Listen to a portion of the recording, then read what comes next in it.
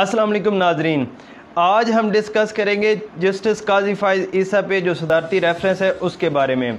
काजी फाइज ईसा वो वह जस्टिस हैं जो डायरेक्ट चीफ जस्टिस के ओहदे पर तैनात हुए। उसकी मेन वजह ये थी कि जब 2009 में ये हुक्मनामा सुप्रीम कोर्ट की तरफ से जारी किया गया जो PCOs के तहत जितने भी जस्टिस थे उन्हें उतार दिया जाए, जो मुशर्रफ की एमरजेंसी में लगाए गए थे। उसके नतीजे में बलूचिस्तान हाई कोर्ट के कितने भी जज थे वो सब उतार दिए गए, खाली हो गया जब बलूचिस्तान हाई कोर्ट। तो उसके बाद काजी फाइज ईसा को चीफ जस्टिस बनाया गया। आज तक काजी फाइज ईसा ने जितने भी केसेस के फैसले सुनाए हैं वो बहुत ज़्यादा मकबूल हुए हैं।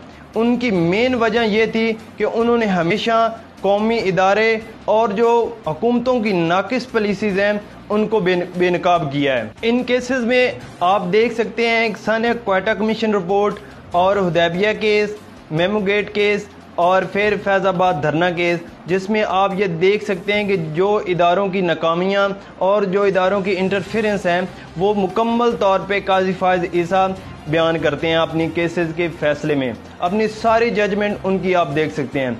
इसी वजह से काजी फाइज ईसा की जितनी भी जजमेंट्स हैं वो आप ज़्यादा मकबूल होती हैं मीडिया में और लोग उसे ज़्यादा पसंद भी करते हैं और देखते हैं। अब जो मेन पॉइंट है वो ये है कि जो धरना हुआ था तरीक़ लब्बैक का फैज़ाबाद धरना केस, उसमें जो भी केस में काजी फाइज ईसा ने जो रिपोर्ट और जो अपना फ़ैसला सुनाया उसके नतीजे में कुछ जो पहले जितने भी फैसले होते थे उसके बरअक्स उन पे ज़्यादा तवज्जो दी गई और जिसकी वजह से उन्हें आज मुश्किलात का भी सामना है। उस केस में सिंपल जो काजी फाइज ईसा ने कहा वो यही था कि जो भी वजारत दिफा है या दूसरे सलामती के इदारे हैं वो अपने सरबराहान जो उनके नीचे ऑफिसर हैं जो इसमें इन्वॉल्व थे उनके वो जो हलफ की उन्होंने खिलाफ वर्जी की है उन्हें सज़ा दी जाए। लेकिन इस दफ़ा वो ज़्यादा गुस्से में आ गए कि भाई हमारे मामलात में कौन अमल दखल कर सकता है, कौन हुक्म दे सकता है कि हम एक्शन लें। इसी वजह से जो रेफरेंस दायर किया गया काजी फाइज ईसा पर कि उन्होंने लंदन में जदादें बनाई, टैक्स नहीं दिया, इसका जो भी उन्होंने सुप्रीम कोर्ट में जो भी केस किया उस पर बदनीति इस वजह से ज़ाहिर की जा रही है कि उसके और भी तो तरीके थे उनको तलाश करने के और इदारे थे जहाँ पे आप ले जा सकते थे। अगर वैध मकसद यही था कि करप्शन है, मनी लॉन्ड्रिंग है या जो भी है वो आप दूसरे FBR में लेके जा सकते थे उनके खिलाफ केस। लेकिन मकसद ये था कि काजी फाइज ईसा को उनके ओहदे से हटाना। अब आप देखते हैं कि काजी फाइज ईसा के जितने भी फैसले हैं तो वो ज़्यादा ये क्यों समझते हैं कि पाकिस्तान में जितने भी मसाइल हैं उनके पीछे फ़ौज है या दूसरे इदारे हैं। तो ये समझती तो दूसरी अवाम भी है लेकिन सारे ये बयान नहीं करते। उसकी वजह ये है कि हर कोई ये खुलम खुला नहीं कह सकता। इसका जो मेन काम है वो अदलिया ही, आला अदलिया ही कर सकती है। आला अदलिया में जो काजी फाइज ईसा जैसे बहादुर लोग बैठे हैं वो इसको रोकने और कानून के अमल दरामद करने में किरदार अदा कर रहे हैं। अब ये जो काजी फाइज ईसा का केस है ये जितना अहम काजी फाइज ईसा के लिए है उतना ही अवाम के लिए है।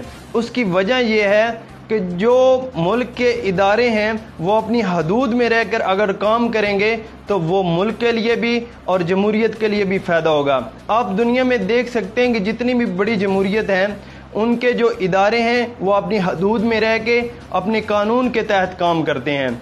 ये नहीं होता कि एक रिटायर और जो भी ऑफिसर होता है वो सिविल इदारों पे लगा दिया जाए। क्या वो ज़्यादा काबिल होता है? क्या वो ज़्यादा पढ़ा लिखा होता है दूसरी 20 करोड़ आवाम की निस्बत? तो ये ज़्यादा सोचना चाहिए पूरी आवाम को और हुकूमत को भी कि हर इदारा अपने जो उन्हें कानूनी तौर पे उनके ज़िम्मे ड्यूटियाँ लगाई गई हैं वो करें। ये ना करें कि वो किसी और इदारे में इंटरफेरेंस करके अपने आप को आगे ले आएँ। अब बात करने का मतलब ये है कि ये जो रेफरेंस है ये बदनीति पर मबनी है। उसकी वजह यह है कि अगर ये बदनीति पर मबनी ना होता तो पहले और इदारे हैं जैसे FBR है वहाँ केस ले जाया जा सकता था करप्शन को अगर ज़हर करना है।